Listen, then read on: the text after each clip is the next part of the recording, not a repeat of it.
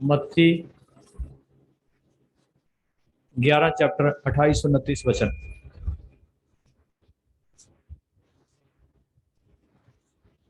Matthew 11, verse 28-29। हे सब परिश्रम करने वालों और बोझ से दबे हुए लोग मेरे पास आओ, मैं तुम्हें विश्राम दूंगा। मेरा जुआ अपने ऊपर उठा लो और मुझसे सीखो, क्योंकि मैं नम्र और मन में दीन हूं, और तुम अपने मन में विश्राम पाओगे। हालेलुया। प्रभु कहते हैं, परिश्रम कर करके थके हुए लोगों मेरे पास आओ, मैं तुझे आराम दूंगा। हर इंसान जब किसी प्रॉब्लम में आता है तो उस प्रॉब्लम से निकलने के लिए वो दौड़ता है। चाहे वो पैसे की तंगी है, चाहे वो बीमारी है, या कोई और किसी किस्म की प्रॉब्लम है, उसकी चाहत होती है कि मैं प्रॉब्लम से बाहर आ जाऊं। हालेलुया। लेकिन जब वो प्रॉब्लम से बाहर नहीं आता तो वो थक जाता है। एक समय होता है थकने का। जब पहले हमें कोई प्रॉब्लम आएगा तो एकदम हम दौड़ेंगे, डॉक्टर के पास गए, उसने बोला कोई बात नहीं, टेस्ट करते हैं, ठीक हो जाओगे। तो हमारे अंदर एक हौसला हो जाता, हो जाएंगे ठीक, कल को हो जाएंगे, परसों को हो जाएंगे। फिर उसके बाद दोबारा जाते, फिर करते करते कई बार 6 महीने निकल जाते, 8 महीने, साल निकल जाता है। जब ज्यादा समय निकलता है तो हौसला टूटने लगता है। फिर डॉक्टर भी बदलते रहते हैं और कई बार फिर बोलते हैं कि मुझे कोई डॉक्टर चंगा नहीं कर सकता, या किसी किस्म की भी समस्या है। उसके बीच में एक समय ऐसा आता है जब इंसान हार जाता है। मैंने ऐसा मसीह लोगों के जीवन में भी देखा है कि जो उम्मीद खो देते हैं कि अभी कुछ भी होने वाला नहीं है। तो जब इंसान इस समय में जाता है, जब उसकी उम्मीद खत्म हो जाती है कि अभी कुछ नहीं होगा, तो एक उसके आगे और उम्मीद है, वो है ईश्वर। जब सब कुछ क्लोज हो जाता है ना, फिर एक ही उम्मीद है। डॉक्टर भी बोलते, फिर जब डॉक्टरों की बात हो जाती है, अभी ईश्वर के सामने प्रार्थना करो, वो ही इसको छुड़ा सकता है। आज हम उसी विषय पर आगे बढ़ेंगे कि वो एक ऐसा समय होता है जब इंसान ईश्वर को फिर पहचानता भी है। पहले तो उसको पता ही नहीं होता ईश्वर क्या है। जब कभी कोई ऐसा छुटकारा मिलता है जो हमारी समझ से परे होता है। अभी ये बेटी ने अपना मकान का गवाही दिया कि मकान नहीं बन रहा था, हमने कभी सोचा भी नहीं था बनेगा, लेकिन उसके लिए प्रभु ने सहायता किया कि इनका मकान बनना शुरू हो गया। किसी किसी जगह पर ऐसा समय आएगा जब हम पहचान पाएंगे कि ईश्वर है। प्रभु यीशु मसीह ने एक दिन लाजर की कब्र पर जाकर एक प्रार्थना की थी कि प्रभु ये 4 दिन के मरे हुए लाजर को जिंदा कर दे, ताकि ये लोग पहचान सकें कि तू मेरे साथ रहता है। तो 4 दिन का मरा हुआ लाजर जिंदा हो गया। उसका कारण क्या था? कि ये लोग ईश्वर को पहचान सकें। बीमार चंगा होना काफी नहीं होता। ईश्वर इसलिए नहीं आया कि हर एक बीमार चंगा होता जाए। बीमार चंगा होने का मीनिंग होता है कि आप ईश्वर को उसमें से पहचान सकें, उसके रास्तों को जान सकें। हालेलुया।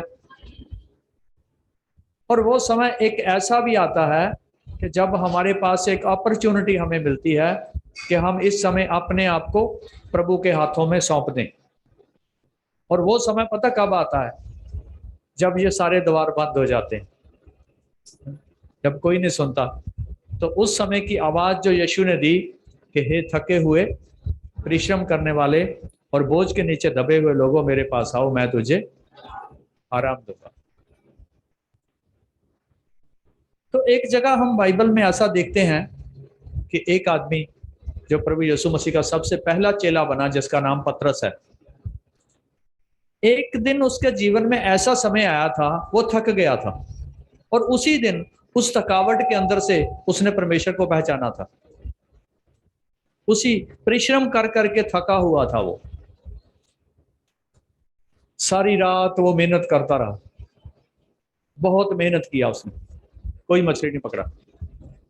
लेकिन सवेर के टाइम उसे प्रभु मिलते हैं, प्रभु की बातचीत होती है उससे, और प्रभु उसे बोलते हैं कि अभी मौका है।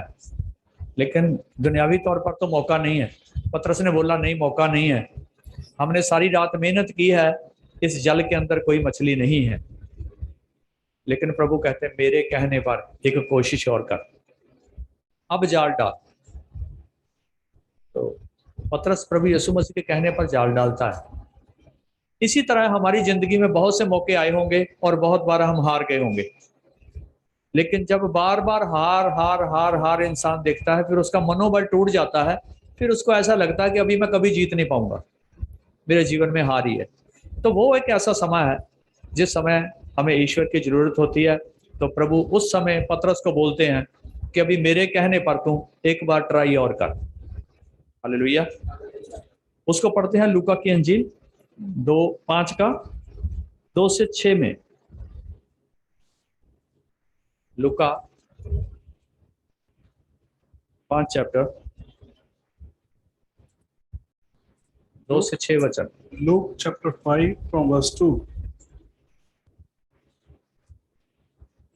और उसने झील के किनारे 2 नावें लगी हुई देखी और मछुए उन पर से उतरकर जाल धो रहे थे। उन नाव में से एक पर जो शमौन की थी चढ़कर उससे विनती की कि किनारे से थोड़ा हटा ले चल। तब वह बैठकर लोगों को नाव पर से उपदेश देने लगा। और जब वह बातें कर चुका तो शमौन से कहा, गहरे में ले चल और मछलियां पकड़ने के लिए अपने जाल डालो।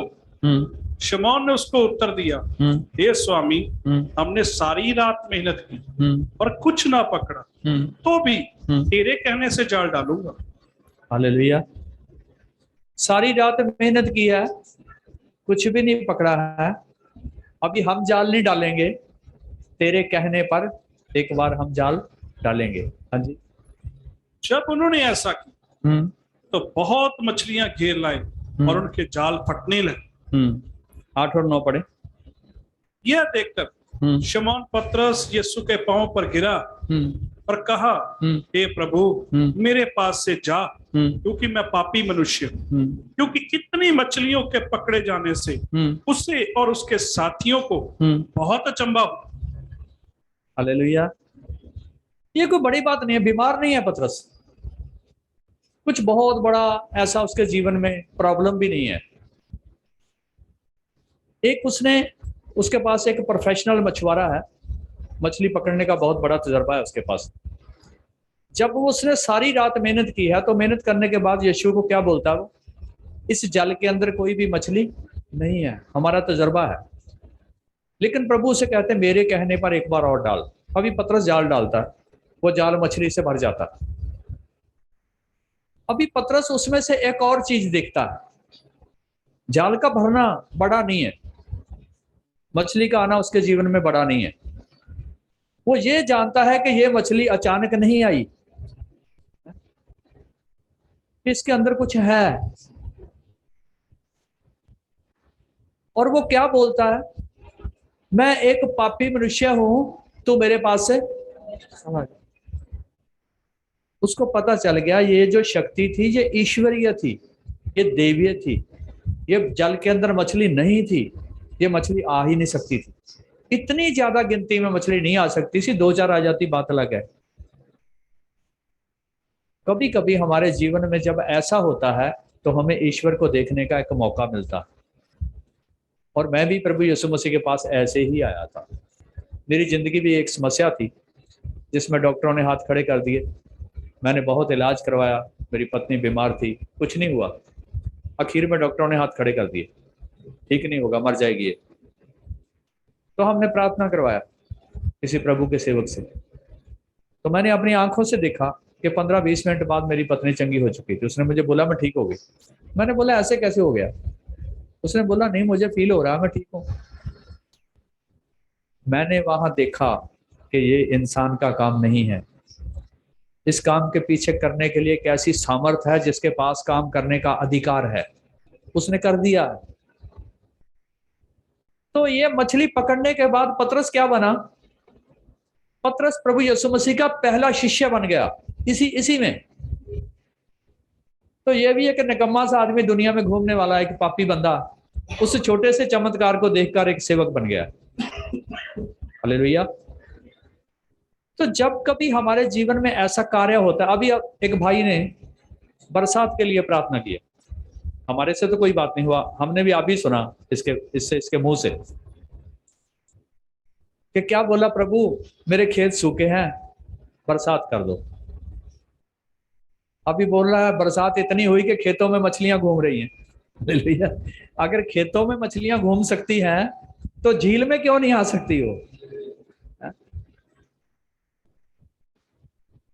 मुझे याद है हम नए नए प्रभु में आए, मेरे को तो हो गए थे 15 साल। वो लेला गांव में हमारी एक संगति है, वो नए नए आए थे, वो बिल्कुल अभी नए आए थे, अभी ऑनलाइन भी बैठे हैं वो।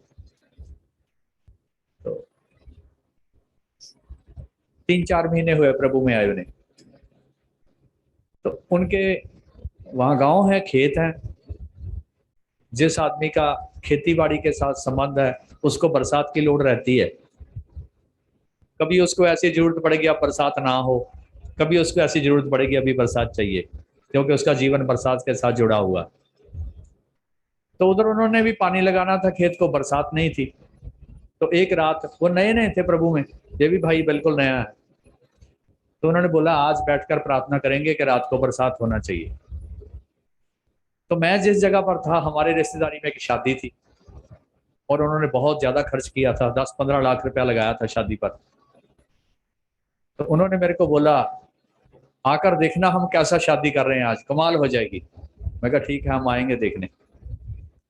हम वहां शादी में थे, अभी शादी शुरू नहीं हुई, लड़का घोड़ी पे चढ़ा और ऐसे एक तूफान आया बरसात का कि सब कुछ बह गया, सब टेंट, सब खाना पीना, भागने का मौका भी किसी को नहीं मिला। तो सवेर को मुझे लेला गांव से फोन आया, रात को एक चमत्कार हुआ। मैं क्या हुआ? कहते हमने बैठ के सब ने प्रार्थना किया कि प्रभु दया करो कि हमारे खेतों को पानी चाहिए। तो हमारे प्रार्थना करते करते रात को उसी टाइम इतनी बरसात जोर से आई। मैं कहा किसी से पूछ तो लिया करो प्रार्थना करते, कोई उस बरसात में रुड़ गया। हालेलुया। कुछ कार्य ऐसे होते हैं जिनके बीच में हम ईश्वर को देख सकते हैं। अभी हमारा अपना पर्सनल तजर्बा है, इस भाई ने जो महसूस किया है उस बरसात में, इसको पता है कि मैंने ईश्वर को देखा। बाकी लोगों के ऊपर भी तो बरसात पड़ा, उस गांव के लोगों के ऊपर, बाकी लोगों के खेतों में तो मछलियां आई, क्या उनको पता चला? हालेलुया। तो ये हर एक के लिए नहीं है, हर एक के लिए ईश्वर को देखना नहीं है। ये संगति में बैठे भी आप सभी लोग नहीं देख पाएंगे उसके कार्यों को। इसीलिए वचन में लिखा धन्य है वो जो आंखें जो ये देखती हैं, और धन्य है वो कान जो ये सुनते हैं। हम वचन में पढ़ते हैं कि वो अपने घर में आया था, उसके घर के लोगों ने उसे पहचाना नहीं।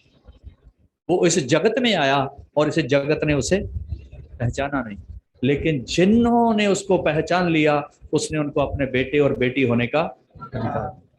ईश्वर हमारे सामने है, अपॉर्चुनिटी है, हमें फ्री विल देकर परमेश्वर ने भेजा है, हम उसको चुन लें या ना चुने। तो एक मौका पतरस के जीवन में फिर आता है जब पतरस ने अभी सेवक बनना है।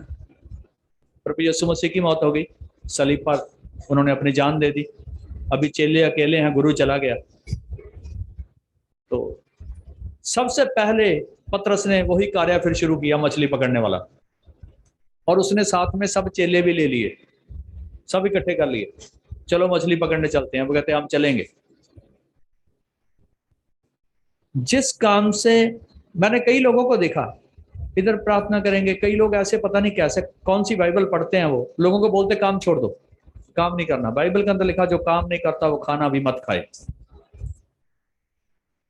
जिस काम को ईश्वर के तौर से आपके जीवन में बंद होगा वो कभी खुलेगा नहीं, और जिसको वो खोल देगा वो कभी बंद नहीं होगा। अभी परमेश्वर ने पतरस के जीवन में उस कार्य को, मछली पकड़ने वाले को, बंद कर दिया है। परमेश्वर ने बंद नहीं किया। पतरस के सामने दो अपॉर्चुनिटी था। अभी मछली पकड़ लिया, उसको पहचान लो वो ईश्वर है। चाहे तो मछली पकड़ने लग जाओ और चाहे उसके पीछे चलो। अभी पतरस ने उसको पहचान लिया, मैं पापी हूं, तो मेरे पास से चला जा। पतरस को पता ये कोई खास चीज है और मैं पापी हूं। एक बार फिर प्रभु यीशु मसीह ने पतरस को पूछा था कि लोग मुझे क्या कहते हैं। उसने बोला कोई तेरे को एलिया कहते हैं, कोई यूहन्ना कहते हैं, कोई पुराने नियम का कोई भविष्यवक्ता कहते हैं। कहते तू क्या कहता है? कहता मैं कहता हूं तू जीवते परमेश्वर का पुत्र है, तू मसीह है जिसकी हम इंतजार कर रहे थे। उस दिन भी पतरस ने पहचान लिया, ये फिर पहचान लिया। अभी पतरस ने वही काम फिर करना शुरू किया जिस काम को उसने छोड़ दिया था। उसके लिए पढ़ेंगे यूहन्ना की अंजील 21 चैप्टर 2 से 9। जॉन द गॉस्पेल 21 चैप्टर 2 से 7।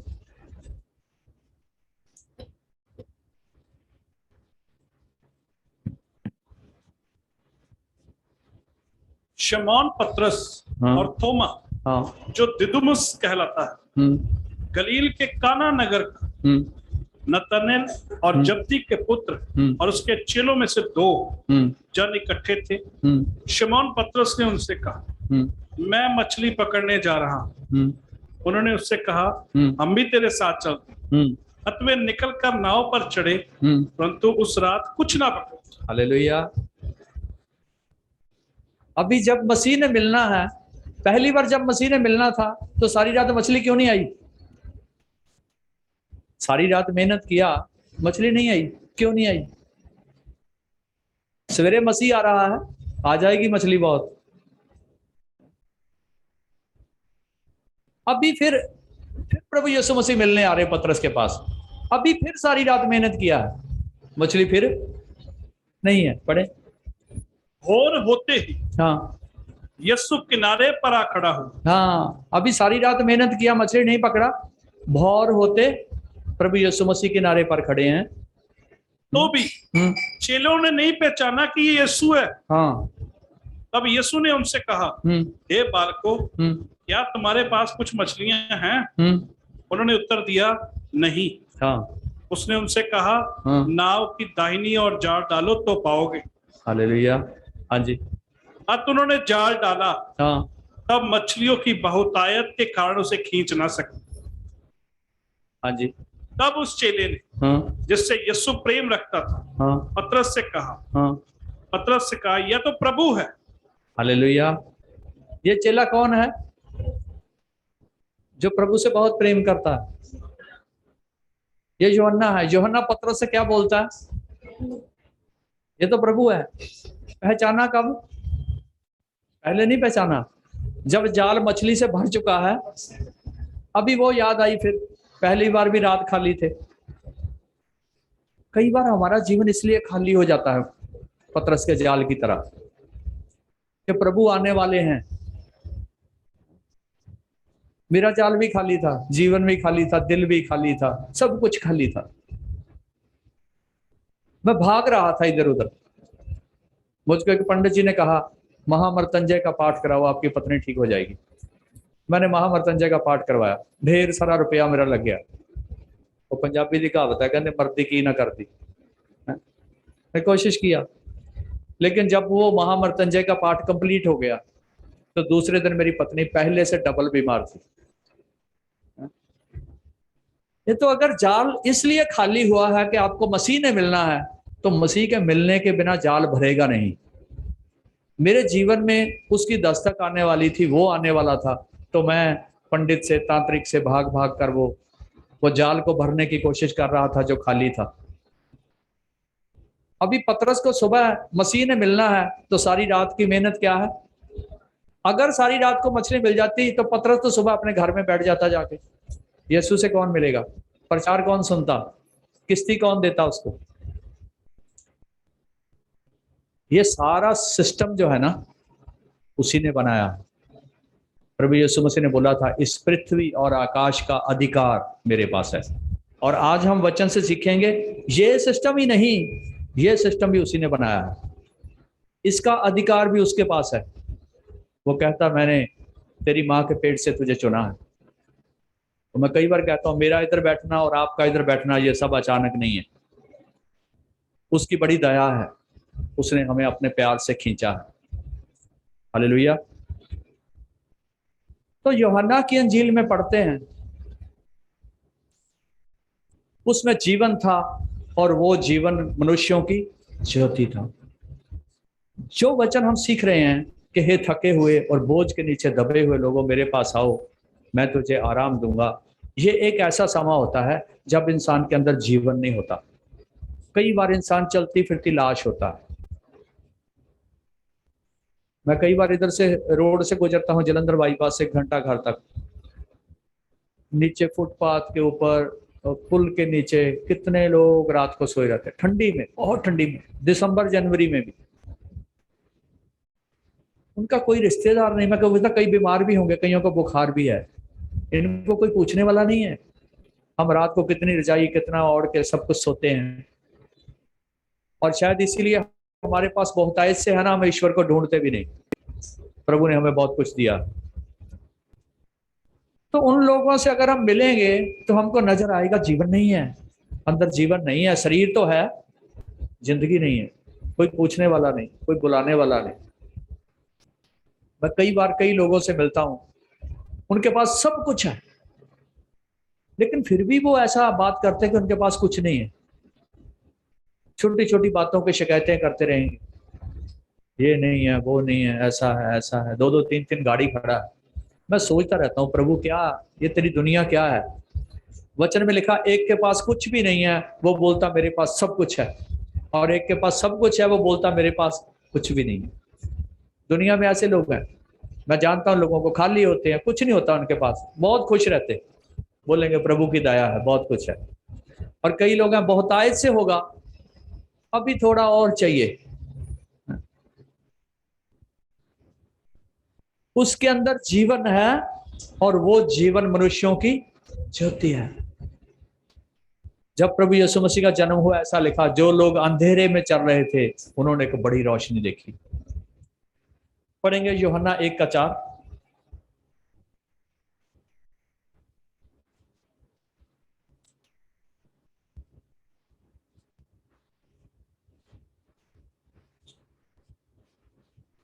उसमें जीवन था और वह जीवन मनुष्यों की ज्योति था।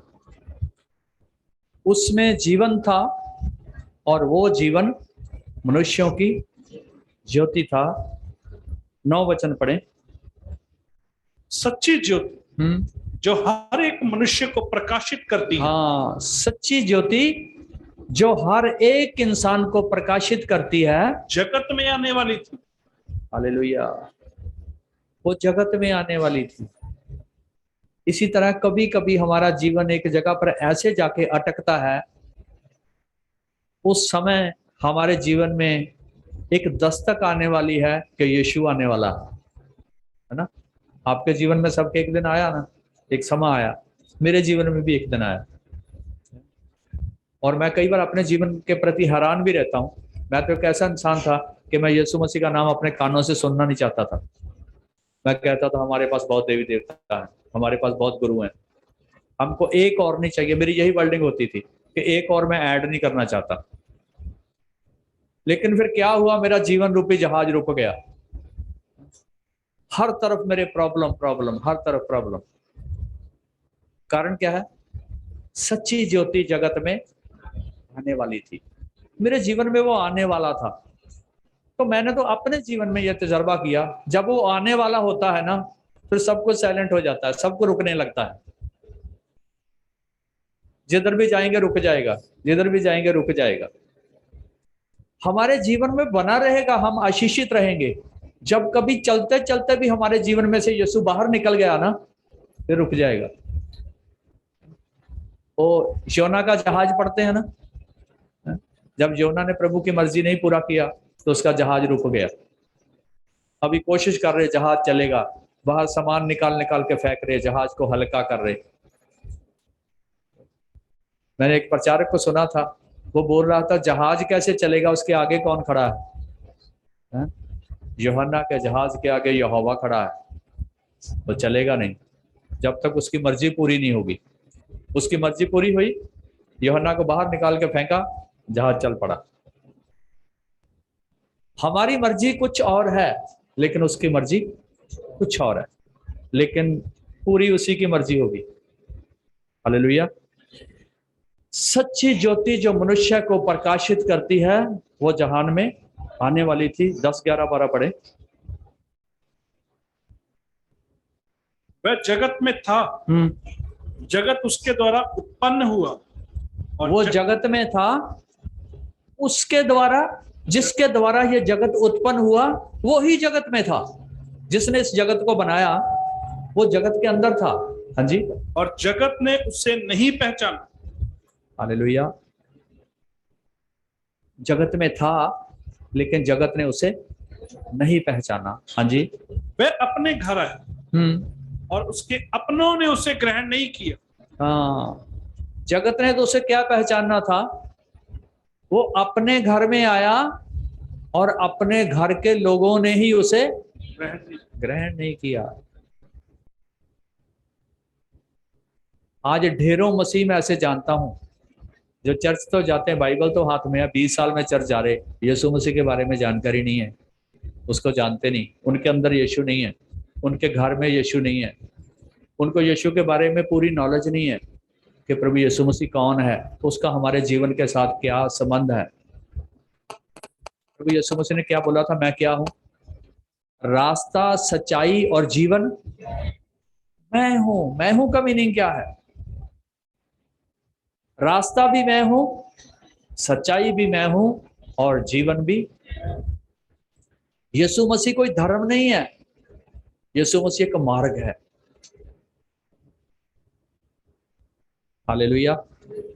ये इसको मंदिर, गुरुद्वारा, चर्च क्यों नहीं बनाया? यीशु धर्म नहीं है, यीशु मार्ग है। हमें जिस मार्ग पर चलना है वो यीशु सिखाते हैं कि इस दुनिया में कैसे जीना है, इंसान को कैसे रहना है। वो अपने घर में आया, उसके घर के लोगों ने उसे पहचाना ही नहीं। वो संसार में आया, संसार ने भी उसे नहीं पहचाना। आगे पढ़े। परंतु जितनों ने उसे ग्रहण किया, परंतु जितनों ने उसे पहचान लिया, उसने उन्हें हाँ, परमेश्वर की संतान होने का अधिकार दिया। हाँ, उन सबको उसने अपने बेटे और बेटियां बना लिया, परमेश्वर की संतान होने का अधिकार दिया। हाँ, अर्थात उन्हें, हाँ, जो उसके नाम पर विश्वास रखते हैं। जो उसके नाम पर विश्वास करते, सिर्फ उन्हें अपनी संतान होने का अधिकार दिया। तो कई बार ना हम इस विषय पर बहुत लंबे समय से चल रहे हैं। अभी इसके बाद भी संगति होगी, प्रार्थना होगी बीमार लोगों के लिए।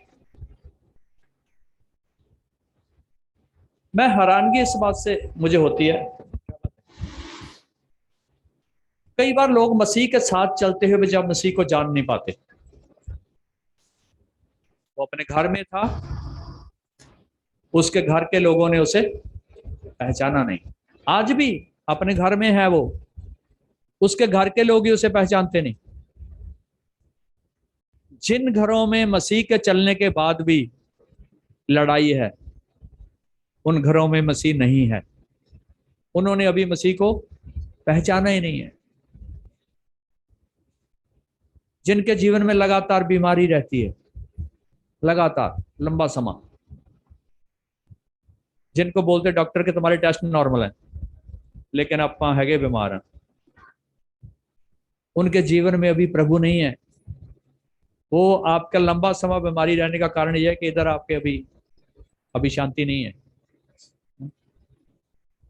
कितने लोग हैं जो मसीह में आके बोलते दूसरे दिन मैं चंगा हो गया, मैं ठीक हो गया। ढेरों हैं दुनिया में। कितने लोग हैं जो कहते 10 साल चल रहा हूं लेकिन बीमार हूं। तो क्या है ये? क्या है कि यीशु बदल जाता है? वो अपने घर में आया था, उसके घर के लोगों ने उसे, जब यीशु अंदर आएगा ना, ये आपका चेहरा, आपका चलना, आपकी लैंग्वेज, ये सारा कुछ चेंज हो जाएगा। आपके बोलने का ढंग आपको साथ वाले बोल देंगे कि तू वो नहीं रहा, तेरे बोलने का ढंग जो है वो चेंज हो गया है, क्योंकि यीशु मसीह एक मार्ग है, रास्ता, सच्चाई और जीवन। हाँ, उसमें जीवन था, वो जीवन मनुष्यों की। इंसान जीवन के बिना भी जीते हैं, जिंदा है लेकिन अंदर जीवन नहीं है। तो जीवन ना होने की निशानी पता क्या होती है? जिनके अंदर जीवन नहीं होता ना, वो किसी और को जीवन नहीं दे सकते, और जिनके अंदर जीवन होता है ना, वो औरों को भी जीवन देते हैं। आप जहां जाएंगे वहां आप शांति स्थापित कर देंगे। आप जहां जाएंगे, आपको मिलने के बाद रोगी आधा चंगा हो जाएगा। इसका मतलब अंदर तुम्हारे जीवन है जो बाहर बह रहा है। लेकिन जो अपने आप को अभी कवर नहीं कर पाया, वो किसी को क्या जीवन देगा? वचन के अंदर लिखा उसके अंदर जीवन था, और वही जीवन मनुष्यों के लिए ज्योति था। वो अपने घर आया और उसके घर के लोगों ने उसे ग्रहण नहीं किया। हालेलुया। और जब इंसान थक जाता है ना, चलते चलते, उसकी ईश्वर से मुलाकात नहीं होती, दूर रहता है। जब लंबा समय एक प्रॉब्लम के अंदर एक इंसान रहता है, जब उसके सहारे खत्म होने लगते, उसको नहीं लगता कोई इसे छुड़ाएगा। अपने घर के लोगों का भी ऐसा नहीं सहारा होता कि कुछ करेंगे, कुछ भी उसको नजर नहीं आता। लंबी बीमारी से लगा लो, फिर उसके अंदर एक उत्पन्न होता है डर, मौत का डर, बीमारी का डर, आर्थिक परेशानियों का डर। और प्रभु यीशु मसीह ने एक सुंदर लफ्ज बोला था, मत डर मैं तेरे साथ। इंसान आपके अंदर वाला डर कभी खत्म नहीं कर पाएगा, कभी भी। इंसान डॉक्टर जितना मर्जी जोर लगा लें, मैं देखता हूं डिप्रेशन के जो पेशेंट होते हैं, डिप्रेशन का पेशेंट का मीनिंग होता है डर। डिप्रेशन वाले को एक डर होता है, उसी डर को ही डिप्रेशन बोलते। तो उस डर को जब डॉक्टर के पास जाता डिप्रेशन वाला दूर करने के लिए, तो डॉक्टर के पास पता इलाज क्या है उसका? उसके लिए नींद की गोली है। डर दूर नहीं होगा, तू सो जा, जितनी देर सोया रहेगा डर नहीं लगेगा। और ज्यादा डीप डिप्रेशन वाले जो लोग हैं, मेरे को मिलते रहते, वो कहते हैं हम सारा दिन सोए रहते हैं। वो डॉक्टर के पास जाके कंप्लेंट करते हैं हमेशा कि डॉक्टर साहब ये कौन सा दवाई दे दिया, मैं तो सारा दिन सोए रहता हूं, मैं तो जाग ही नहीं पाता। डॉक्टर के पास आपका इलाज नहीं है, नींद आपका इलाज नहीं है। नींद का मीनिंग है कि आप अगर 12 घंटे सोते और 12 घंटे जागते हो, मोटा मोटा मैं बता रहा हूं, उससे कम ज्यादा हो सकता है। वो 12 घंटे जब जागते हो आप, जब आप डिप्रेशन में हो, तो आप डर रहे हो 12 घंटे। डॉक्टर बोलता है इसका डर थोड़ा कम करो, ये कम से कम 6 घंटे जागना चाहिए। 6 घंटे तो इसका डर बंद हो। फिर कई बार दवाई ऐसी ओवरडोज हो जाती है कि वो सोए रहता। जो इधर डर के बारे में सोचता है ना, इसका बंद कर दिया जाता है सिस्टम। इसका कुछ सोचना समझना नहीं है। हालेलुया। लेकिन दूसरा एक और रास्ता है डर से बाहर निकलने का, वो है परमेश्वर की सामर्थ या उसका वचन। और मैंने इसके द्वारा कितने लोगों को ठीक होते हुए अपनी आंखों से देखा, आज भी देखता हूं और देखता ही रहता हूं। नींद की गोलियां, डर की गोलियां, डिप्रेशन की गोलियां डॉक्टर बंद नहीं कर सकते, लेकिन उसको, ईश्वर को मैंने एक दिन में भी बंद करते हुए देखा। हालेलुया। वचन पढ़ेंगे यशायाह की पुस्तक 43 चैप्टर, उसका एक वचन।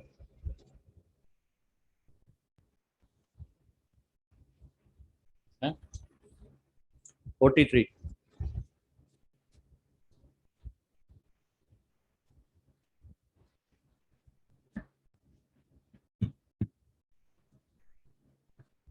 हे इज़राइल तेरा रचने वाला, और हे याकूब तेरा सृजनहार यहोवा अब यूं कहता है, मत डर। 10। तेरा रचने वाला और तेरा सृजनहार परमेश्वर ये कहता है, तू मत डर। हाँ जी, आगे पढ़े। क्योंकि मैंने तुझे छुड़ा लिया है। तू मत डर क्योंकि मैंने तुझे।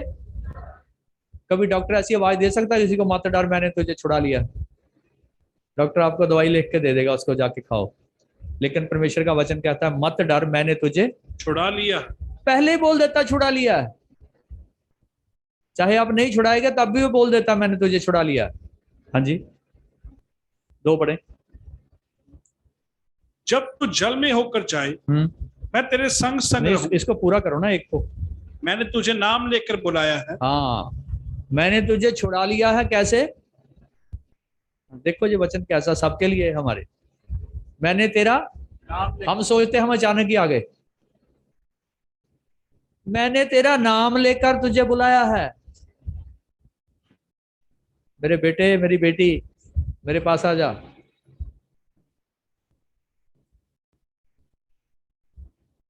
और ये जो वचन हम पढ़ रहे हैं ना, मैं 100 नहीं 110% एग्री हूं। मैंने इसको देखा है कैसे परमेश्वर नाम लेके बुलाता है। हालेलुया, धन्यवाद प्रभु का।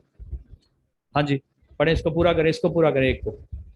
मैंने तुझे नाम लेकर बुलाया है, तू मेरा ही है। हाँ, और आगे एक और क्वालिटी है, मैंने तुझे इसलिए नाम लेकर बुलाया है क्योंकि तू मेरा है। हाँ, तू मेरा ही है। अभी एक जो शादीशुदा औरत होती है, वो उसको पति क्या कहता है? तू मेरी है। वो पति को क्या कहती? तू मेरा ही है। और उसको कभी पता चल जाए कि उसका पति किसी और का है तो क्या होता है फिर? हैं? फिर सबसे बड़ा भयंकर तूफान आता है। परमेश्वर कहता तू मेरा ही है, मैंने तुझे नाम ले। अभी सोचो, अगर परमेश्वर ने हमको ऐसे नाम लेकर बुला दिया और कह दिया तू मेरा ही है, तो फिर भागना कहाँ है? हैं? परमेश्वर का वचन कहता मेरे से भाग कर कोई कहीं नहीं जा सकता। तो मैं कई बार आपको पहले भी कहता रहता हूं, अगर परमेश्वर से भागना आसान होता तो मैं भी भाग जाता। मैंने तुझे, मंगा हंस रहा है, बहुत देर बाद फिर आया, नहीं भागने नहीं देगा मंगा, यहीं बैठना पड़ेगा। हालेलुया, तू बहुत भागा। हाँ, दूसरा वचन पढ़े। जब तू जल में होकर जाए हाँ मैं तेरे संग संग रहूंगा। हाँ और जब तू नदियों में होकर चले हाँ तब वे तुझे ना डुबो सकेंगे। हाँ, जब तू जल में से होकर जाएगा मैं तेरे संग संग संग संग रहूंगा, वो तुझे डुबोएंगे नहीं। मैं प्रभु यीशु मसीह को नहीं जानता था, मैं 3 बार जल में डूबने से बचा हूं। और इतने बड़े जल से, ऐसे छोटे से नहीं। वो जब बाढ़ आती है उसमें मैं घिर गया था एक दिन, बहुत बड़ी बाढ़ थी, इतना इतना पानी, मेरे बहुत तेज जा रहा था पानी, पता नहीं मैं कैसे बच गया। मुझे ये वचन प्रभु के याद आए जब मैं बच गया, प्रभु के पास आया। प्रभु तेरा वचन तो मेरे बारे पहले ही बोलता है कि मैं तेरी माँ के पेट से तुझे जानता था। एक दिन मैं जवानी की उम्र में ये नहर में नहाने चला गया, मेरे को तैरना नहीं आता था, उसमें छलांग लगा दिया, वहां भी मैं बच गया, पता नहीं कैसे बच गया। 3 बार पानी से बचा। एक बार आग के बीच में घिर गया, वो भी मैंने आपको बताया था, एक कमरे के अंदर आग ही आग थी, मैं उसके अंदर था, ये मेरा बाजू सारा जला हुआ है, लेकिन मुझे कुछ नहीं हुआ। उस आग में से मैं निकल नहीं सकता था, अकेला था बिल्कुल अंदर। कमरे के अंदर पता क्या भरा हुआ था जिसके अंदर आग थी? ये जो जानवरों का खाने वाला चारा होता है, तूड़ी, वो, और 100 लीटर पेट्रोल अंदर, और आग लगा हुआ है पेट्रोल को, और कोई दूसरा आदमी मेरे साथ नहीं है। लेकिन सारी आग को बुझाकर अपने आप ही इतने जले हुए हाथ के साथ में बाहर आया। ये वचन लिखा है, जब तू आग में होके जाएगा वो तुझे जलाएगी नहीं, जब पानियों में होके जाएगा वो तुझे डुबोएंगे नहीं, क्योंकि मैं तेरे संग हूं और मैंने तुझे तेरा नाम लेकर बुलाया है। हाँ जी, पढ़े। जब तू आग में चले हाँ, तब तुझे आंच ना लगेगी। आग में तुझे आंच नहीं लगेगी। हाँ जी, और उसकी लौ तुझे ना जला सकेगी। आगे 4 वचन पढ़े। मेरी दृष्टि में तू अनमोल और प्रतिष्ठित चेहरा है। मेरी दृष्टि में तू अनमोल है, तेरी वैल्यू है। इस दुनिया में हम बेवैल्यू घूमते हैं, कोई वैल्यू नहीं है। पति 4 पैसे घर में ना कमा के लेके आए, जीरो वैल्यू है उसकी। दारू पी के आएगा, जीरो वैल्यू है। बच्चों को खाने पीने पहनने के लिए अच्छा ना दो, जीरो वैल्यू है। लेकिन परमेश्वर कहता तू मेरे लिए अनमोल ठहरा है, तू मेरे लिए बेशकीमत है।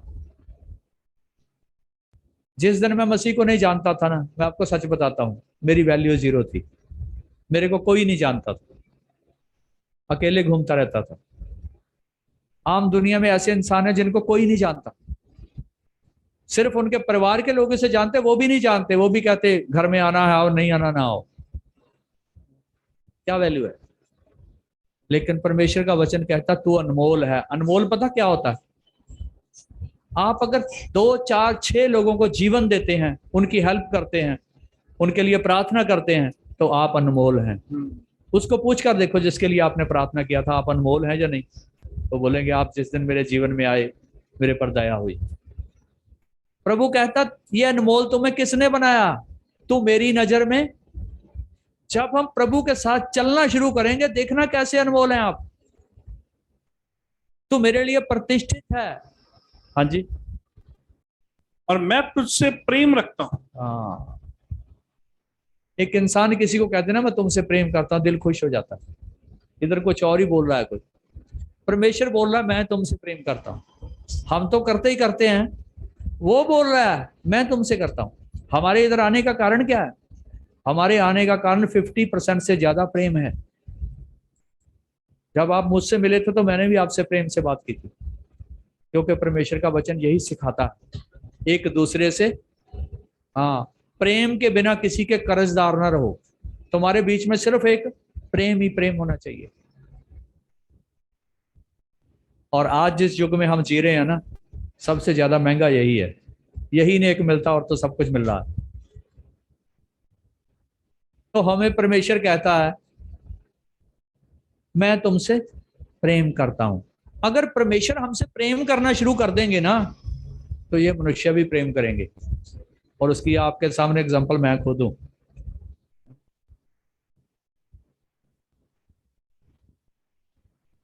प्रभु यीशु मसीह ने प्रेम किया किससे? कलीसिया से। प्रभु यीशु मसीह को जो पारिवारिक प्रेम था, उसकी डेफिनेशन क्या है उनकी? प्रभु यीशु मसीह की बहन आई, भाई आए, माता पिता आए। किसी ने बोला आपके भाई बहन और माता पिता आए हैं। प्रभु ने बोला कौन मेरा भाई है, कौन मेरी बहन है? ये जो मेरे स्वर्गीय पिता की मर्जी को पूरा करते हैं, यही मेरे भाई और यही मेरे बहन है। हालेलुया। मेरे ना गले में कभी थोड़ा खांसी आ जाता है ना, थोड़ा यहाँ मैं वचन में कभी रुक जाता हूँ।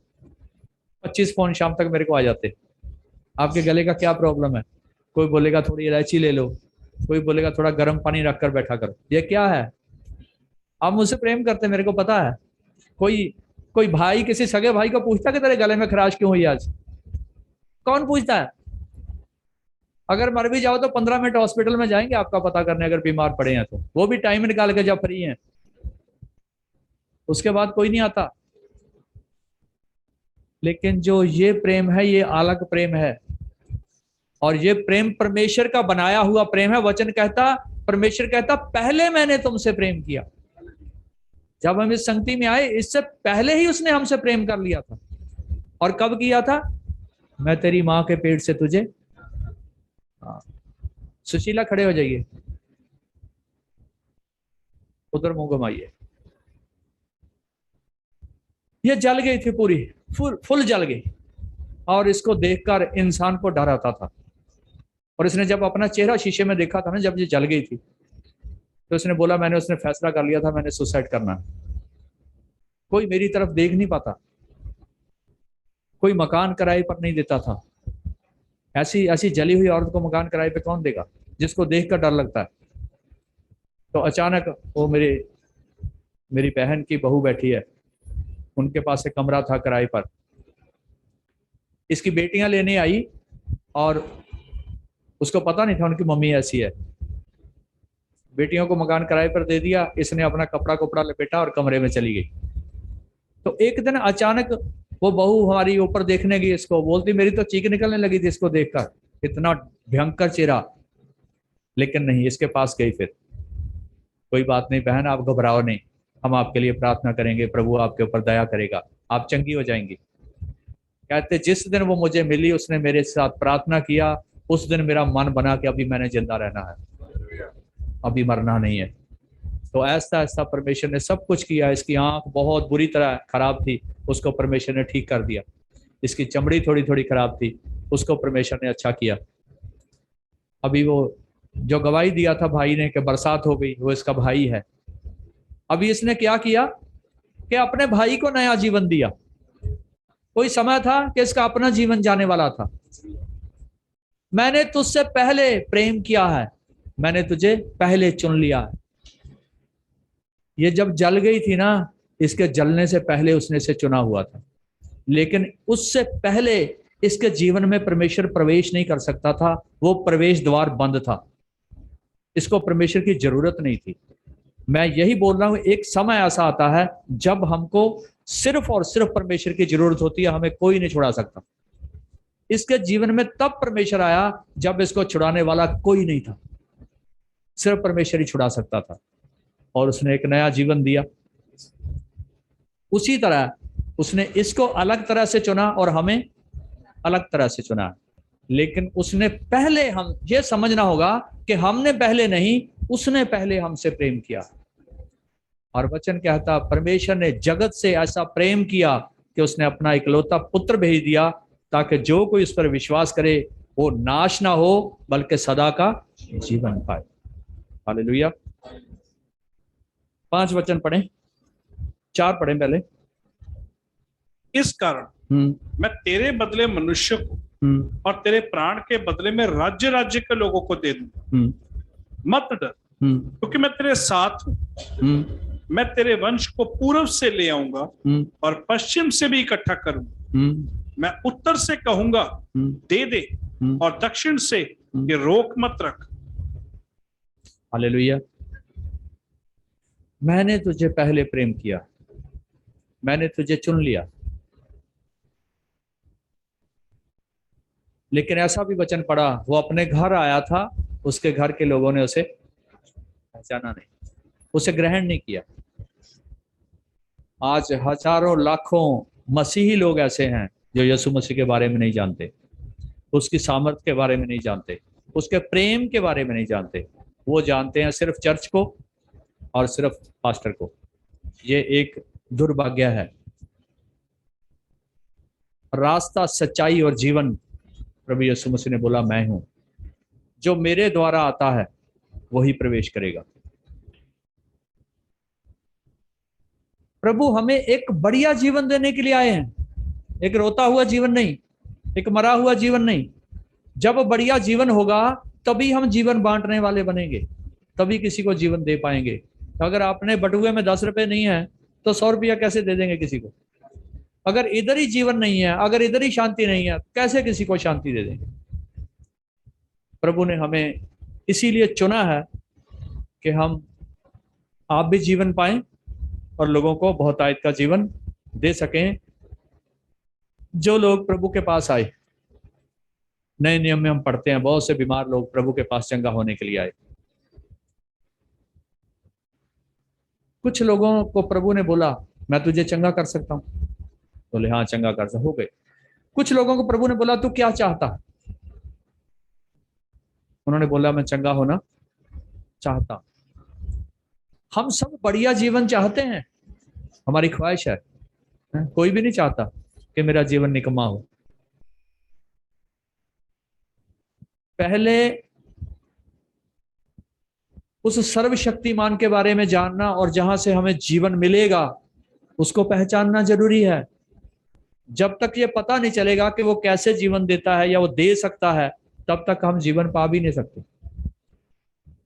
आज ये नहीं कि मसीह के पास आने के बाद सब कंप्लीट है। बड़े लोग दुखी हैं, बड़े लोगों के पास जीवन नहीं है, मसीह है। तो हम एक छोटा सा वचन पढ़ेंगे। एक कोढ़ी प्रभु के पास आया, मत्ती का अंजील 8 चैप्टर 1, 2 और 3 वचन।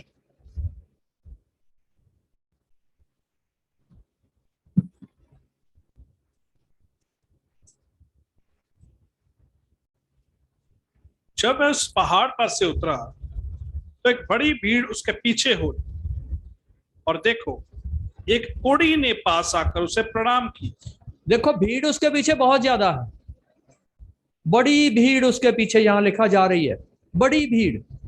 उस भीड़ में से एक आदमी निकला, उसने क्या किया? उसे आके प्रणाम किया। हाँ, आगे बढ़े। और कहा, हाँ। हे प्रभु, यदि तू चाहे हाँ, तो मुझे शुद्ध कर सकता है। हालेलुया। यदि तू चाहे तो मुझे चंगा। अभी कोड है, उस समय में कोड क्या है? उसका इलाज नहीं है। कोड़ी को छावनी से बाहर निकाल दिया जाता था, दूर रहना। अभी उसने आके प्रणाम किया और क्या बोला? मैं चंगा हो सकता हूं। उसके लिए एक ही शर्त है, अगर तू चाहेगा तो मैं चंगा हो जाऊंगा। अभी उसकी एक समझ है कि प्रभु के अंदर क्या होना चाहिए। मेरे चंगा होने के लिए विल होनी चाहिए कि मैं तुझे चंगा करूंगा। प्रभु मैं चंगा हो तो नहीं सकता, लेकिन अगर तू चाहे, तेरा दिल करे, तो तू मुझे चंगा। तो मैं यही आपको सिखाना चाहता था, क्या प्रभु चाहता है हम चंगे ना हो? ये जो भीड़ भाग रही है उसके पीछे, इसमें पता नहीं कितने लोग बीमार हैं, क्योंकि प्रभु के पीछे तो भागते ही बीमार थे, दुखी भागते थे, लाचार भागते थे। लेकिन एक ही निकला है बाहर, उसने प्रणाम किया, उसकी बीमारी लाइलाज है। प्रभु तू चाहे तो मुझे चंगा। हाँ, आगे बढ़े। यीशु ने हाथ बढ़ाकर हाँ। उसे छुआ हाँ। और कहा, हाँ। मैं चाहता हूं हाँ, तो शुद्ध हो जा। हालेलुया। मैं क्या चाहता हूं? क्या प्रभु इंसानों को दुखी देखना चाहते हैं? मैं चाहता हूं। वो कहता, प्रभु तू चाहता है तो मैं चंगा। प्रभु कहता, मैं चाहता हूं तू चंगा हो जा। तो वहां क्या पढ़े आगे? और वह तुरंत कोढ़ से शुद्ध हो गया। हाँ, कितना टाइम लगा? तुरंत कोढ़ से। मैं आज पढ़ रहा था कि पतरस के बारे में। पतरस ने एक बार प्रभु यीशु मसीह को देखा, फिर दूसरी बार देखा, फिर प्रभु यीशु मसीह से चुन लिया। फिर प्रभु यीशु मसीह ने बोला, पतरस तू पत्थर है, मैं तेरे ऊपर कलीसिया बनाऊंगा, उसके ऊपर अधोलोक का वास नहीं होगा। अभी पहली सदी का पहला सेवक पतरस बन गया। अभी वचन में पढ़ते हैं कि जब पतरस घर से बाहर निकलता है तो लोग अपने अपने चारपाई पर बीमारों को डालकर बाहर बैठे हुए हैं। वो क्या देख रहे हैं कि पतरस की परछाई पड़ जाए तो हमारा रोगी चंगा हो। वचन में और कहीं नहीं ऐसा है, पीछे भी नहीं है, आगे भी नहीं है, उस समय में भी नहीं है। 11 चेलों में भी कोई ऐसा नहीं हुआ। हाँ, उसके ऊपर रुमाल लगा के ले जाते थे, पौलुस के ऊपर, लोगों के ऊपर डालते थे, बीमार चंगे हो जाते थे। लेकिन पतरस के बीच में एक अजीब कार्य था कि उसकी परछाई पड़ती है और रोगी चंगे हो जाते। लेकिन सबसे पहले उसे पहचाना किसने? सबसे पहले पतरस ने उसे पहचाना कि तू मसीहा है और जीवते परमेश्वर का पुत्र है। तो जो सबसे पहले पहचानता है यीशु को कि यीशु क्या है, उसके बीच में एक अजीब किस्म की सामर्थ है बाकी लोगों से, बाकी चेलों से भी। अभी देखो, यूहन्ना बहुत प्यार करने वाला है, सबसे ज्यादा प्यार करता है, उसकी छाती पर टेक लगाकर सोता है। लेकिन पतरस उसे पहचानता है। यीशु से प्यार करना और पहचानना दो अलग बातें हैं। प्यार सारे ही करते हैं, मसीह में जितने हैं सब यीशु से प्रेम करते हैं, लेकिन पहचानते सारे नहीं हैं। जो वो बोलता है ना, रास्ता सच्चाई और जीवन मैं ही हूं, वो बात की किसी को समझ नहीं है क्या कह रहा है। ये रास्ता क्या है, ये जीवन क्या है, ये सच्चाई क्या है। एक लास्ट वचन है, उसको पढ़ के समाप्त करेंगे। यशाया 49 49 उसका 1 से 7।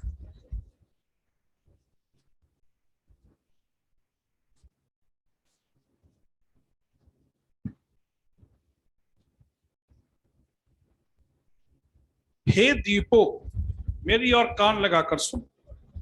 हे दूर दूर के राज्य के लोगों, ध्यान लगाकर मेरी सुन। यहोवा ने मुझे गर्भ ही में से बुलाया, जब मैं माता के पेट में था तभी उसने मेरा नाम बताया। हाँ, ये परमेश्वर का एक सेवक है यशाया, वो लिखता है,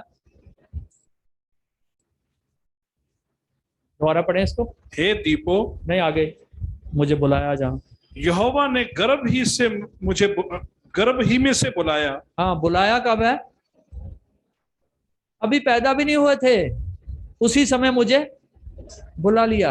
हाँ जी। जब मैं माता के पेट में था हाँ, तब ही उसने मेरा नाम बताया। हालेलुया। कई कई वचन ना पढ़ के मुझे अंदर से गर्माइश होने लगती है। मैं माँ के गर्भ में था, उसने मेरा नाम लेके मुझे बुलाया। इसका मतलब नाम भी हमारा बाद में रखा गया, पहले परमेश्वर के पास हमारा नाम भी था। हाँ जी, पढ़े।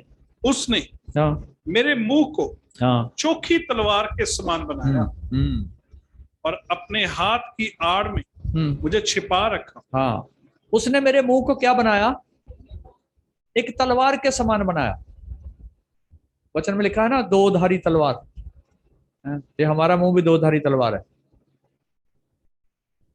इसको हम दो तरह से यूज कर सकते हैं। दुनिया में भी लड़ाई इसी से होगी, घर भी लड़ाई इसी से होगी, और परमेश्वर का वचन भी इसी से बोला जाएगा। उसने मेरे मुंह को तलवार के समान बनाया है। इसको दुनिया में जाके तलवार नहीं बनाना, परमेश्वर के वचन के लिए तलवार बनाना। वो पापों को काटती है। हाँ जी। उसने हाँ मुझको चमकीला तीर बनाकर हाँ अपने तरकश में गुप्त रखा। हाँ। ये सबसे बड़ा भविष्यवक्ता है यशाया। कहता क्या किया उसने? मुझे एक चमकीला तीर बनाकर मुझे अपने तरकश में रखा है। परमेश्वर किस तरह से उसको यूज करते यशाया को? मुझे तलवार बनाया है। राजाओं के सामने जाके ऐसे बोलता है वो, है जो जो कोई सुन नहीं सकता। हाँ जी, पढ़े।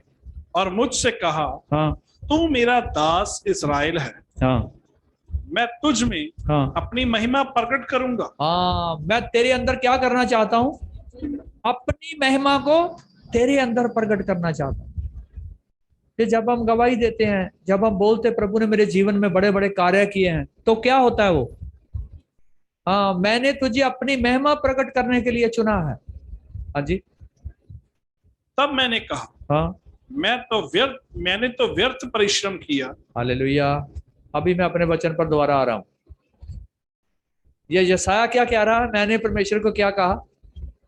परमेश्वर कह रहा है मैंने तुझे तलवार बनाया, तुझे तीर बनाया, तेरी माँ के गर्भ से चुना, तुझे नाम लेके बुलाया। और यशाया कह रहा है मैंने तो व्यर्थ ही मेहनत की है। इंसान जब ईश्वर के बिना मेहनत करता है, वो उसकी मेहनत हमेशा व्यर्थ होती है। इसीलिए प्रभु ने बोला था मेरे से अलग होकर तुम कुछ भी नहीं कर सकते। हाँ जी। मैंने व्यर्थ ही अपना बल खो दिया है, हाँ, तो भी मैंने व्यर्थ मेहनत की है और व्यर्थ में अपना बल खो दिया है। कई बार इतनी मेहनत करने के बाद कुछ भी हाथ नहीं लगेगा। जहां 5 साल पहले थे वहीं खड़े हैं। अगर इंसान की मेहनत से कुछ हो सकता, सारे ही अमीर हो जाते। अगर इंसान की मेहनत से कुछ ठीक हो सकता, कोई बीमारी ना होता। मैंने व्यर्थ मेहनत किया है। हाँ जी। तो भी हाँ। निश्चय ही मेरा न्याय यहोवा के पास है, हाँ और मेरे परिश्रम का फल हाँ मेरे परमेश्वर के हाथ में है। हाँ, पढ़े। अब यहोवा जिसने मुझे जन्म ही से इसलिए रचा कि मैं उसका दास होकर याकूब को उसकी ओर लौटा ले आऊं। बस जी, मुझे जन्म से उसने इसीलिए रचा है कि मैं उसका दास हो जाऊं, मैं उसका सेवक बन जाऊं। मैं सारी दुनिया की बात नहीं कर रहा, मैं अपनी बात करता हूं। मेरे जन्म से मुझे उसने इसीलिए रचा था कि मैं उसका दास हो जाऊं, मैं उसका सेवक हो जाऊं, मैं उससे प्रेम करूं। अगर उसने मुझे इसीलिए रचा था, तो फिर और कुछ कर रहा था मैं, वो नहीं चलेगा। उसने किसी और काम के लिए रचा। परमेश्वर को पहचानना, हर इंसान हर काम नहीं कर सकता। परमेश्वर इंसान को स्पेशल बनाता है इस वचन के अनुसार। उसने क्या करना है, उसकी अपनी मर्जी नहीं चलती। मेरे को पीछे मनप्रीत ने कहा मैं सेवा कर रही हूँ बीमार गरीब लोगों की। तेरे को परमेश्वर ने ऐसा करके रचा है, सब थोड़ा करेंगे। मैं नहीं करता, मेरे को ऐसा करके रचा है। परमेश्वर कहता मैंने तुझे ऐसा ही करके रचा है, मैंने तुझे बनाया इसलिए कि तू क्या करे, मेरे कामों को करे। हाँ जी। अब यहोवा जिसने मुझे जन्म ही से इसलिए रचा हाँ कि मैं उसका दास होकर यकूब को उसकी ओर लौटा ले आऊं, हाँ अर्थात इसराइल को उसके पास इकट्ठा करूं, हाँ। क्योंकि यहोवा की दृष्टि में मैं आदर योग्य हूं और मेरा परमेश्वर मेरा बल है। उसी ने मुझसे यह भी कहा, यह तो हल्की सी बात है कि तू यकूब के गोत्रों का उद्धार करने और इज़राइल के रक्षित लोगों को लौटा ले आने में मेरा सेवक ठहरे। मैं तुझे जाति जाति के लिए ज्योति ठहराऊंगा। मैं तुझे जाति जाति के लिए ज्योति ठहराऊंगा। सूर्य की रोशनी है, जब हम रोशनी में आते हैं तो कैसा होता है, हम भी थोड़े दूसरे नजर आने लगते हैं, केड़ा काला केड़ा चिट्टा है सारा पता लग जाता। ये किस लिए होता है? सूर्य की रोशनी हमारे ऊपर पड़ रही है।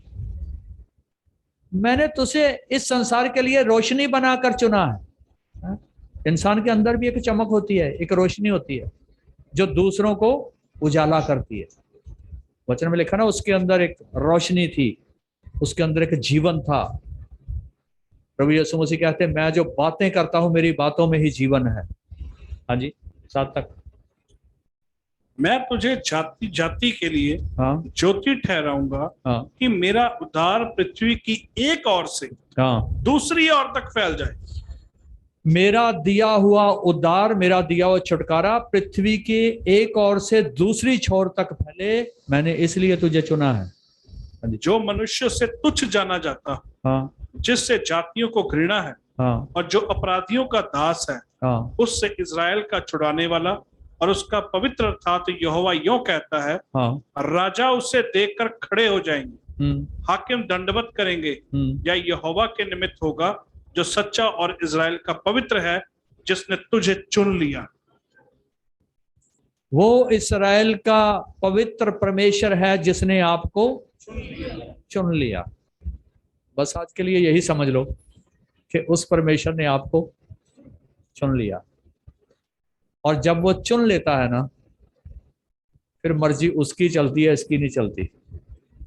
हालेलुया। अब आप ये समझिए कि उसने मुझे क्यों चुना, वो कौन है जिसने मुझे चुना है, और वो मेरे जीवन से क्या चाहता है। आपको जीवन देने के लिए चुना है, जीवन लेने के लिए नहीं चुना। आपको इसलिए नहीं चुना कि आप मारे मारे फिरें। मैं चाहता हूं तू चंगा हो जाए। क्यों चाहता हूं चंगा हो जाए? तू औरों को भी चंगा करेगा। हालेलुया। जब एक कोढ़ी आया, उसने बोला, प्रभु दया कर, अगर तू चाहता है तो मैं चंगा हो सकता हूं। प्रभु ने बोला, मैं चाहता हूं तो चंगा हो जाए। आपने पढ़ा फिर 10 कोढ़ी आए, उन्होंने क्या बोला कि मेरा ख्याल है हो सकता, वचन में तो नहीं लिखा उसको मिले होंगे वो इसीलिए 10 आए, फिर बल्क में आए ना, पहले एक आया। अभी वो भी यही बोल रहे, हे दाऊद की संतान, हम पर दया कर, हमें चंगा कर दे। तो प्रभु ने क्या बोला? तुम भी चंगे हो जाओ। चंगा होने के बाद एक वापस आया, 9 नहीं आए। प्रभु उसको पूछते, तू तो आ गया, जो बाकी 9 थे वो चंगे नहीं हुए? कहते जी वो भी चंगे हुए, लेकिन आए नहीं। कुछ प्रभु ने आगे बोला। इस दुनिया में हम बहुत कुछ सुनते हैं इधर उधर। कितने सेवकों को मैंने ऐसा विश्वासियों से सुना, हमारे पास से तुमने आशीष पाई थी, हम आशीष वापस ले लेंगे। इंसान के पास कोई जरूरत नहीं है किसी की आशीष वापस ले ले। जिसको परमेश्वर सिर बनाता है, इंसान उसे पूछ नहीं बना सकता। जिसको परमेश्वर पूछ बनाता है, इंसान उसे सिर नहीं बना सकता। प्रभु आशीष देना चाहता है, देना जानता है, वो लेना नहीं जानता। देकर लेना प्रभु की किताब में नहीं लिखा। कुछ इंसान अपने फायदे के लिए कभी ऐसा करते हैं। डर किसका हथियार है? डर शैतान का हथियार है। कितने लोगों को मसीहत में भी गुलाम बनाया जाता, डरा के, तुमको ऐसा हो जाएगा, तुमको ऐसा हो जाएगा। संगति में कितने लोग आते, कितने लोग यहां से चंगे होकर चले जाते, कितने लोग दोबारा नहीं आते। हमने कभी कैलकुलेशन नहीं किया, आपको भी कभी नहीं करना। कभी कभी मैंने देखा विश्वासी के जीवन में ऐसा होता, हमने किसी के लिए प्रार्थना किया था, वो चंगा हो गया, वो फिर आया ही नहीं, उसने प्रभु के बारे में बात ही नहीं की। वो उन 9 में है जो वापस नहीं आए, वो एक में नहीं है। आपके बारे में इंडिविजुअल एक के बारे में परमेश्वर बात कर रहा है, मैंने तुझे चुन लिया है, मैंने तुझे ठहराया है, मैंने तुझे बुलाया है। अगर इस झुंड को देखकर चलेंगे ना हम, फिर परमेश्वर के साथ नहीं चल पाएंगे। अगर इंडिविजुअल पर्सनली देखकर चलेंगे तो परमेश्वर के साथ चलेंगे। परमेश्वर को बहुत बड़े झुंड की जरूरत नहीं होती, वो कार्य करना जानता है। मूसा से भी अकेले से काम करवाया, आपको अकेले ही परमेश्वर ने चुना, आपका नाम लेकर उसने बुलाया है, वो आपको जानता है। इसलिए जब परमेश्वर को जान लिया, जब उसे पहचान लिया, फिर बार बार बार बार बार बार हर रोज उसका इम्तिहान लेना, ये भी अच्छा नहीं। ये विश्वासियों के अंदर एक कमी है कि हम हर रोज ही ऐसी प्रार्थनाएं करते, रोज ही उसे बुलाते हैं, आजा अब आज ये करना है। सवेरे ही हम ड्यूटी लगा देते हैं उसकी, आज ये आज ये आज ये, इतने काम पड़े हैं। परमेश्वर को जाना या नौकर रख लिया आपने? जो लोग परमेश्वर के साथ चले उनको पता था परमेश्वर कितना बड़ा है। उसका नाम भयदायक है, डर से लेने वाला नाम है उसका। वो बहुत बड़ा है, वो ईश्वर है, हम इंसान हैं। वो कभी मरता नहीं, वो कभी जन्म नहीं लेता।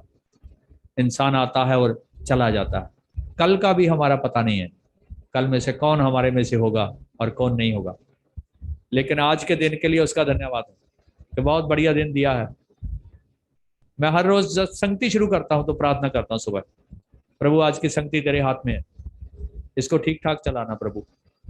इधर शोर शराबा नहीं होना चाहिए, ज्यादा बीमार आके तड़पने नहीं चाहिए, ज्यादा दुष्ट आत्माओं वाले नहीं आने चाहिए। मैं ऐसा कहता हूं, प्रभु नहीं आए कभी नहीं आना चाहिए। अगर कोई आए तो भी आराम से बैठा रहे। ऐसा शो देखने के लिए मैं नहीं आता, प्रभु की बात करने के लिए आपसे आता हूं। और जब संगति समाप्त होती है, धन्यवाद प्रभु, एक संगति खत्म हो गई है, आप हमारे साथ में रहे, आपने सब पर दया किया। इसी तरह हमारा जीवन है, सुबह शुरू होती है, धन्यवाद प्रभु आज का दिन बढ़िया बीत गया। वचन में लिखा आज के लिए आज का दिन काफी है, कल की चिंता परमेश्वर करेगा। आकाश के पक्षियों को देखो, ना बीजते ना काटते ना इकट्ठा करते, फिर भी आपका स्वर्गीय पिता उनकी प्रतिपाल करता है, तुम उन पक्षियों से उत्तम हो। तो आज का वचन जो था, कोड़ी क्या कहता है, प्रभु तू चाहता है तो मुझे शुद्ध कर दे। प्रभु ने बोला मैं चाहता हूं तो शुद्ध हो जा। आज जितने बीमार आए हैं, आपके बारे में प्रभु चाहता है आप चंगे हो जाए। इसलिए आप एक ढांढस बांधिए और एक ऐसा यकीन बनाइए कि प्रभु ने हमें चंगा करने के लिए ही बुलाया है। और सिर्फ चंगा हो जाना ही काफी नहीं है, उसके बाद उसकी सामर्थ्य को देखना, परमेश्वर के बारे में जानना। अगर आप लंबे समय तक उदास हैं, अगर बोझ के बीच में बने हुए हैं, अभी आपने यीशु मसीह को अपने जीवन में नहीं आने दिया, अभी आपके जीवन में उसकी जगह नहीं बनी, उसके बारे में आपने ज्यादा आगे बढ़ने की कोशिश नहीं की उसे जानने के लिए। जैसे जक्कई के घर में प्रभु आए। जक्कई के घर में क्यों आए? जक्कई देखना चाहता है यीशु को। गुलर के पेड़ के ऊपर चढ़ा हुआ है, कद छोटा है। जो उसे देखना चाहते हैं ना, वो भी उन्हें देखना चाहता है। फिर जक्कई को ही बुलाया और किसी को नहीं बुलाया। भीड़ तो वाकई भी बहुत थी, वो क्या करना चाहते? हो सकता है सिर्फ कोई बीमारी से चंगा होने आया हो सकता है कोई सिर्फ गरीबी से ठीक होने आया हो सकता है कोई दुष्ट आत्मा का जकड़ा आजाद होने के लिए आया हो। लेकिन ये कई किसके लिए आया है? यीशु मसीह को देखने के लिए। आप उसे देखना शुरू करिए, यीशु मसीह की ओर देखना शुरू करिए, वो आपकी ओर देखने लगेगा। या कई को बोला नीचे आ जा, आज तेरे घर चलते हैं। तो जिस घर में यीशु गए, जक्कई के घर में उसके साथ, तो उस घर में क्या हो गया? एक लंबे समय से पापी जक्कई यीशु को देखते ही बदल गया। उसने क्या कहा? प्रभु मैंने लूट लिया है लोगों को, मैंने बहुत ठगी मारी है, मेरे पर दया कर, मैं अभी उनको वापस करना चाहता हूँ।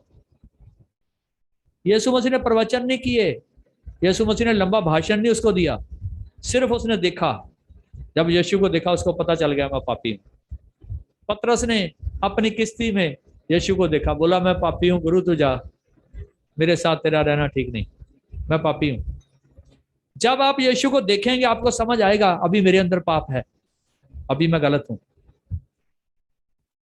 ज्यादा संगतियां सुनते रहेंगे कुछ नहीं होगा, चाहे 20 साल इधर बैठे रहो, कुछ नहीं होने वाला, जब तक आप उस ईश्वर को समझते नहीं कि वो क्या है। यकई के घर में गए, प्रभु यीशु मसीह ने क्या बोला, आज इस घर में उद्धार आया है, आज इस घर में मुक्ति हो गई है। ये पापी यकई आज धर्मी बन गया है। आज इसको पता चल गया मैं लोगों को लूटता था, आज बोलता है 4 गुना वापस करके मोड़ूंगा जिन जिन से लूटा है। आज इंसान क्या करता, पैसा इकट्ठा कर रहा है, इकट्ठा कर रहा है, इकट्ठा कर रहा है। यकई क्या बोल रहा है, उसने भी इकट्ठा किया, इकट्ठा किया, इकट्ठा किया। जब यीशु को देखा, मैंने लूट के इकट्ठा किया है, आज वापस करने जा रहा हूं। अभी जिसको फोन आया होगा यीशु का, यकई का, कि भाई मैंने 20,000 लूट लिया था, 80,000 ले जाओ आके। अरे कैसा लगा होगा उसके कान में, ये वही यकई है, पहले तो गले से पकड़ के लेता था। तो फिर पूछा होगा ना उसने कि यकई ये क्या है, मेरे से तो 20,000 लूटा था तूने, ये 80,000 क्यों लौटा रहा है। मेरे घर में यीशु आया। आज विश्वासी तो विश्वासी हैं, उनके घर में यीशु नहीं है, उनके दिल के अंदर यीशु नहीं है। आप प्रार्थना करवाते रहते, आपका छुटकारा नहीं होता। मैं आज आपको एक सलाह दे रहा हूं इसी वचन के अनुसार, अपने घर में जाकर प्रार्थना करना शुरू कीजिए, अपने घर में जाके वचन पढ़ना शुरू कीजिए, अपने जीवन की ओर देखिए कहां कहां से ये गलत है, इसको ठीक करना शुरू कीजिए। आपका दिल और आपका घर शांति से और आशीष से भर जाएगा। हालेलुया। नहीं तो लंबा समय मसीह के साथ चलने से कुछ नहीं होगा। आज जब यहां से जाएंगे ना आप, ये पौड़ी से खाली मत जाना, यीशु को साथ लेके जाना। हालेलुया। उसको घर में जाके बोलना, यीशु जैसे यक्की के जीवन में तू आया था, जैसे उसके घर में आया था, उदार आ गया था, आज मेरे भी घर में आ जा। प्रार्थना करेंगे आप देखना, आज प्रार्थना शुरू कीजिए, बदलते जाएंगे। अपने घर की प्रार्थना परिवार में बैठ के करते हो तो बहुत अच्छा है, नहीं तो इधर से प्रार्थना मेरे से 10 साल भी करवाओगे, कुछ नहीं होने वाला जब तक आपने घर में प्रार्थना शुरू नहीं की। अपने घर में जाओ, आराम से बैठकर 2-3 गीत भजन गाओ, प्रार्थना करो, प्रभु आप पर दया करे, आप यीशु में आगे बढ़ते जाइए। उसने आपको चाहता है कि आप चंगे हो जाएं, मैं चाहता हूं तुम चंगे हो जाओ, लेकिन उसके लिए क्या करना होगा। कोड़ी उसके पास गया, उसके पास, पता उसने छू लिया कोड़ी को, इतनी भीड़ थी कोई उसके पास नहीं पहुंच सका। जो 12 साल से बीमार औरत थी उसके पास गई, मैं उसका पल्ला छू लूंगी, चंगी हो जाऊंगी, वो चंगी हो गई। यकई उसे देखना चाहता था, यीशु उसके पास गया, यकई चंगा हो गया। जब तक आप उसकी टच में नहीं आएंगे, उसकी पकड़ में नहीं आएंगे, उसको अपने नजदीक में नहीं आने देंगे, तब तक ये चलता रहेगा, ये सिस्टम खराब रहेगा। हमारे एक भाई आते, आज नहीं आए संगति में, उनके घर में बहुत गड़बड़ चल रहा है। मुझे बोल रहे रात से, पास्टर जी हमारे घर में तूफान आया हुआ है, सभी बीमार हैं, लड़ाई झगड़ा फुल चल रहा है। अभी प्रार्थना करवाया संगति से पहले। हुआ क्या, मैंने उनको बोला घर में संगति करनी शुरू करो, घर में प्रार्थना करनी शुरू करो। उन्होंने घर में प्रार्थना करनी शुरू कर दी, रोज सारा परिवार बैठता प्रार्थना करता। अभी तूफान आ गया घर में, डर गए, पास्टर जी ये क्या हो गया। आपका घर, आपकी सोच, आपका ये जो बिल्डिंग जिसमें रहते हैं, परमेश्वर की हजूरी में नहीं है, इसके ये दुष्ट आत्माओं का वास है। अभी जब घर में यीशु आएगा तो भागने को रास्ता नहीं मिलेगा दुष्ट आत्माओं को, गड़बड़ तो होगी एक दूसरे में लगेंगे वो। हालेलुया। तो वही वक्त है और आगे बढ़ना मसीह की ओर, पीछे डर के नहीं भागना। हालेलुया। वो शांति दाता परमेश्वर है, दुनिया में उसका नाम है प्रिंस ऑफ पीस, शांति का राजकुमार। ये दुनिया में कितनी लड़ाई देख रहे हैं आप, उसका कारण क्या है, इंसान के अंदर शांति नहीं है, ये भरा हुआ है गड़बड़ से, परेशानियों से। तो यीशु मसीह इस दुनिया में शांति देने के लिए आए, यीशु मसीह इस दुनिया में चंगाई देने के लिए आए। प्रभु आप सबको आशीष दे। और अगर आप घर में प्रार्थना नहीं करते तो आज शेड्यूल बना के जाइए, आपको किसी की जरूरत नहीं रहेगी। हाँ, आप अपने घर में जाकर प्रार्थना करना शुरू करिए, भजन बोलिए, प्रार्थना करिए। नहीं तो फिर इधर तो इसके बाद प्रार्थना होगी, आप आएंगे ही। वो तो फिर लंबी लिस्ट चलती रहेगी, आते ही रहेंगे, जाते रहेंगे, आते रहेंगे, जाते रहेंगे। प्रभु आप सबको आशीष दे। सब अपनी आंखों को बंद कीजिए, प्रार्थना की ओर जाएंगे। सर्वशक्तिमान जीवत परमेश्वर, हमारे सामर्थ्य पिता, हम आपका धन्यवाद करते हैं प्रभु। आपके वचन में से हमने सीखा, आप चाहते हैं कि हर इंसान तंदुरुस्त रहे, ठीक रहे, आपकी पवित्र आत्मा का मंदिर बन जाए, आप हमारे शरीर में रह सकें प्रभु। आपकी एक ऐसी योजना है, और इसी योजना के तहत प्रभु आपने कहा कि हे थके हुए, परिश्रम करने वाले, बोझ के नीचे दबे हुए लोगों, मेरे पास आओ, मैं तुझे आराम दूंगा। प्रभु हमने देखा कि इस दुनिया के अंदर शांति नहीं है, इस दुनिया के अंदर आराम नहीं है, इस दुनिया के अंदर बहुत बड़ी बड़ी परेशानियां हैं, इस दुनिया के अंदर दुख है, बीमारी है, गरीबी है प्रभु यीशु। लेकिन प्रभु आपने ऐसा संसार नहीं सिरजा था, आपने मनुष्य को अपने स्वरूप पर बनाया था। प्रभु वो तेरे से दूर हो गया और गड़बड़ियों से, परेशानियों से, मुसीबतों से भर गया। और आज भी जब एक इंसान प्रभु तेरे नजदीक आता है तो आप चाहते हैं कि वो चंगा भला हो जाए। प्रभु जी, जितने आपके बेटे और बेटियां यहाँ बैठे हैं, जिन्होंने आपका वचन सुना है, प्रभु यीशु मैं प्रार्थना करता हूँ कि ये तेरे वचनों को सीख सकें, तेरे वचनों के अनुसार तैयार हो सकें। प्रभु जी, आपका वो वचन पूरा हो जाए जिसमें आपने कहा कि युग के अंत तक मैं तुम्हारे साथ हूँ। प्रभु एक एक आपका बेटा जो बेटी इधर आए हैं, ये सब तेरे हैं प्रभु। तूने इन्हें बनाया, इनकी माँ के पेट से ही आप इन्हें जानते थे, इनका नाम लेकर इन्हें बुलाया है। प्रभु जी, आज का दिन के जीवन में एक आशीष का दिन हो, और आने वाले दिनों में तेरे और भी नजदीक आ सकें प्रभु, और भी तुझे जान सकें, अपने जीवन को और भी ज्यादा तेरे स्वर्गीय राज्य के लिए तैयार कर पाए। प्रभु आप सबके ऊपर दया कीजिए। आज कोई भी यहाँ से खाली ना जाए, तेरी आशीष को साथ लेकर, तेरी चंगाई को साथ लेकर, तेरे पवित्र आत्मा को साथ लेकर जाएं प्रभु जी, और इनके हृदय तेरी शांति से भर जाएं। और जितने लोग बोझों के नीचे दबे हुए हैं, सब प्रभु तेरी पवित्र सामर्थ्य के द्वारा आजाद हो जाएं। आज का दिन हम सब के लिए एक आशीष का दिन हो। आज तक आपने हमें चलाया, यहाँ तक लेके आए प्रभु, आपका धन्यवाद। आने वाला समय आपके पवित्र हाथों में सौंपते हैं प्रभु। आपकी पाक हाजुरी हमारे जीवन में बनी रहे, और हम तेरी ओर देखते हुए अपने जीवन में आगे बढ़ सकें। प्रभु आप हम पर दया कीजिए। सब कुछ आपके पवित्र हाथों में सौंपते हैं। ये प्रार्थना प्रभु यीशु मसीह जी के पवित्र नाम में होकर मानते हैं। आमीन, आमीन, हालेलुया।